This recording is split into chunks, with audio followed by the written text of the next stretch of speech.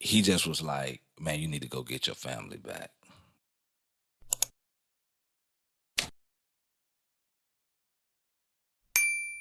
And he didn't talk a lot as far as that. He didn't ask me like who was right, who was wrong, what happened. Right. He just was like, man, you need to go get your family back. And that was pretty much it.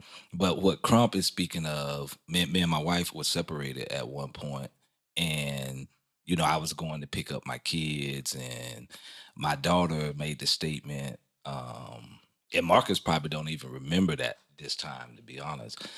My daughter made the statement like, "Daddy, I want my room back." That's what you're talking about. Mm-hmm. And yeah, Jeez. yeah. Yeah. And he was like, all your feelings and all your justifications and all your energy towards like your daughter. Because your daughter was like 10 or something. Yeah, like she was around. She was around. What did that feel like, though? It's a punch in the gut. Yeah. And I say that because I don't think anyone who's married or go into marriage is going into it to fail.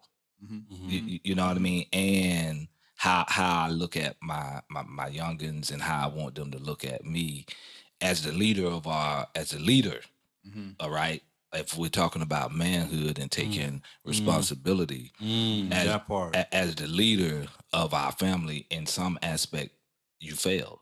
Yeah, I can relate, brother. You know what I mean? And that's just the bottom line. In some aspect, you fail. So you get punched in the gut. You take responsibility. Bring us back. How you get back in? How you get our room back? Well, I wouldn't necessarily say how I got our room back. I would say how we, because it has to be both of us. I couldn't force her to come back. You know what I mean? But I think a lot of it is communication. Sure. And really being honest about your shortcomings and how we, because it's two people, are going to compromise, right? Have some compassion, some communication, and marriages work. Let's just start there.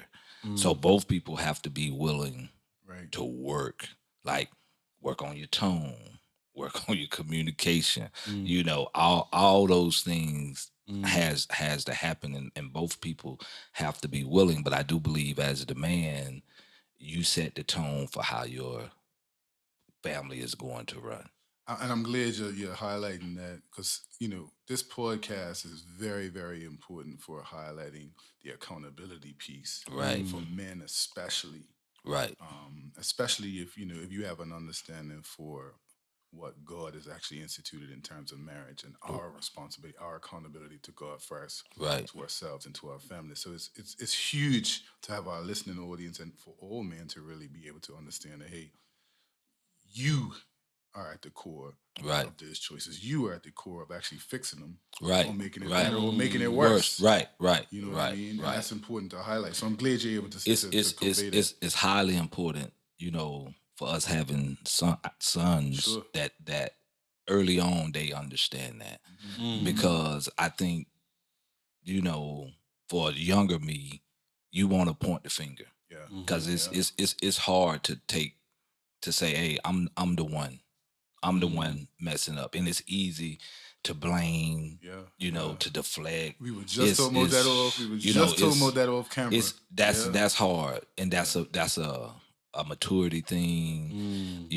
So Well, hats off to you, bro. Hats off to you, because I have this quote that I always say, it's not my fault, but it is my responsibility. Yes, sir. You have these quotes, these scriptures, these Yes, things sir. that's in your subconscious mind that says, okay, I'm feeling whatever I'm feeling. I'm seeing whatever I'm seeing, but I got to make a choice on my values.